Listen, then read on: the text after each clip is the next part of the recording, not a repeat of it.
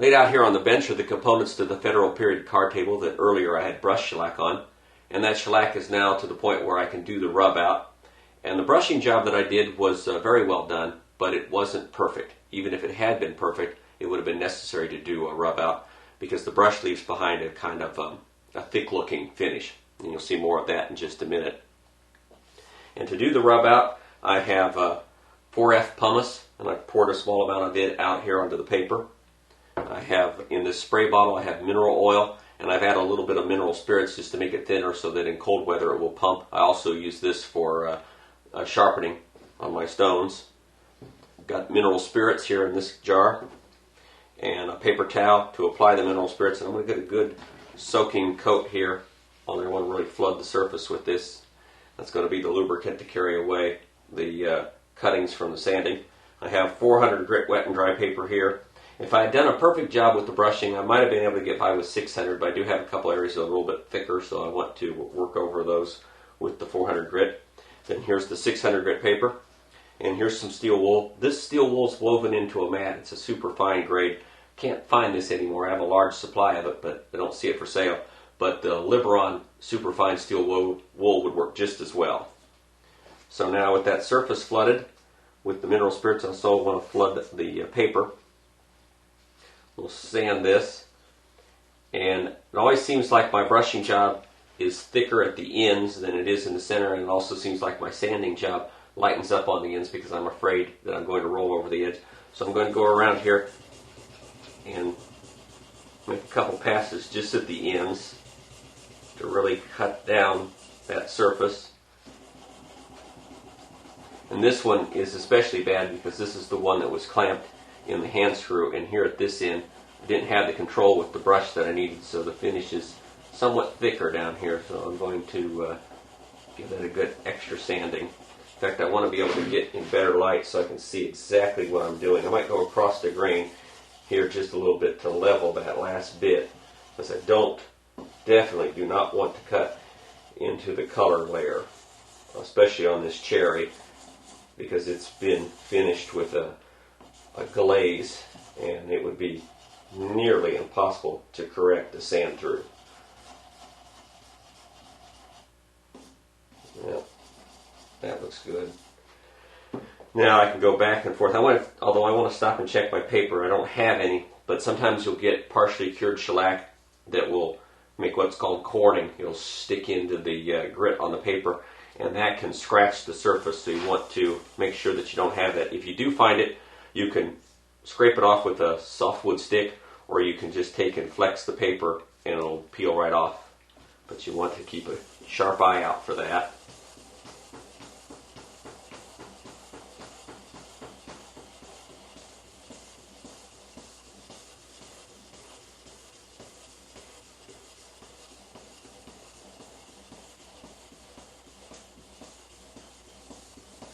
And that looks good enough, but I'm going to wipe the surface clean to make sure that everything's been leveled well. Yeah, that looks really good there.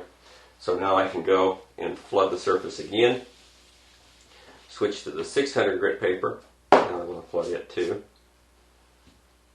Do the same thing, but I'm just going to make just a couple passes over each section. And I'm not going to slide sideways while I'm on the surface.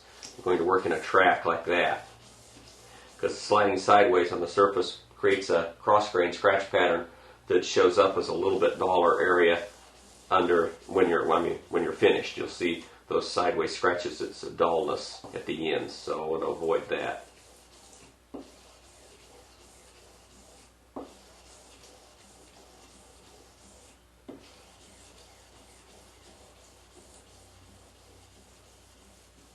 Now the knuckles on this thing, have to just rub those out by hand by folding the paper and sanding across the grain. Can't really go with the grain here, but luckily I need almost no sanding here to have these come up really nice.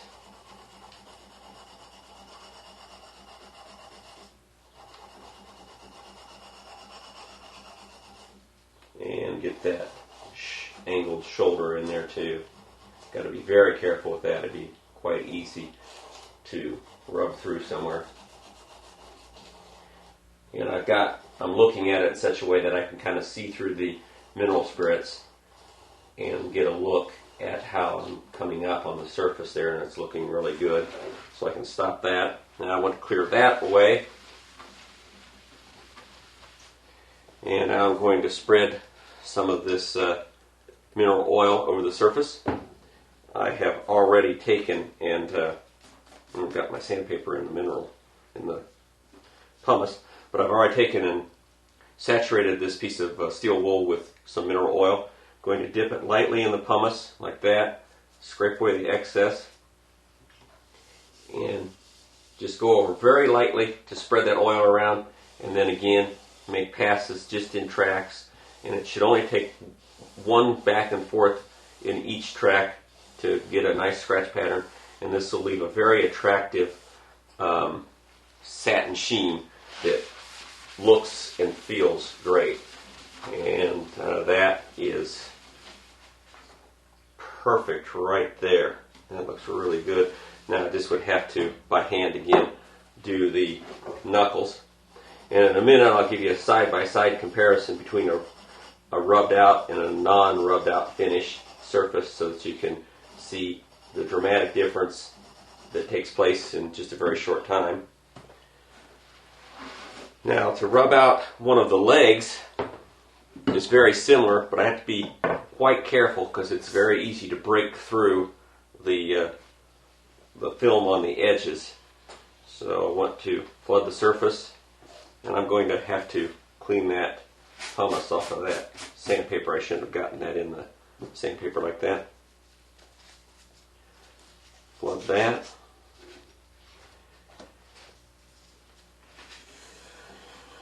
And I have to pay very close attention that I don't rub over the edge like that or even apply too much pressure out near the edges, because the film is quite thin out there and a rub through would be disastrous. Here it's not so critical that staying in the same track, because of the way this would be viewed, you would almost never see that there's a slight cross-grain movement of the sandpaper on the surface. And I think no corning, that's good. That means this shellac was fully ready to be rubbed out.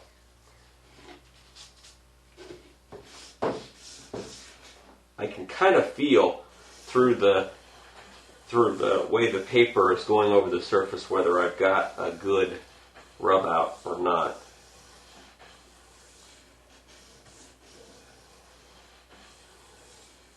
And I'm not putting as much pressure up here on this area because I'm going to be later going across here to rub that out, and I don't want to take a lot of shellac off of here because I could potentially rub through. And let me clear that off and look at that in the better light.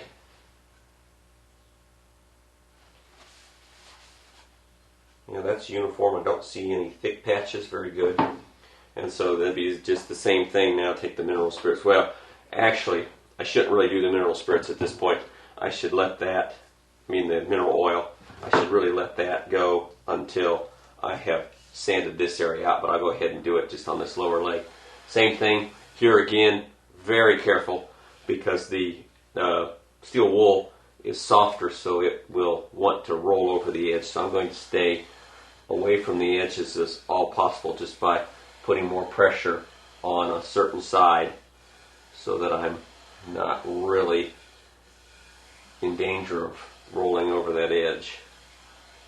So let me explain that a little bit better. On my way down here, I'm going to be putting more pressure towards the center.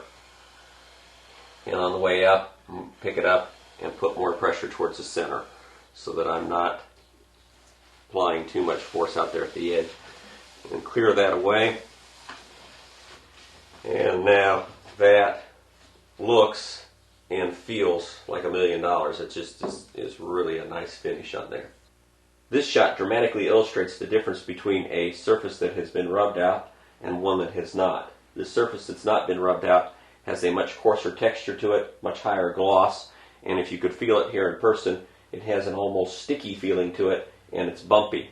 whereas the one that's been rubbed out has this beautiful soft sheen and feels like glass. And you saw how quickly that goes, but you can see what a difference it makes in the final appearance of the piece of furniture.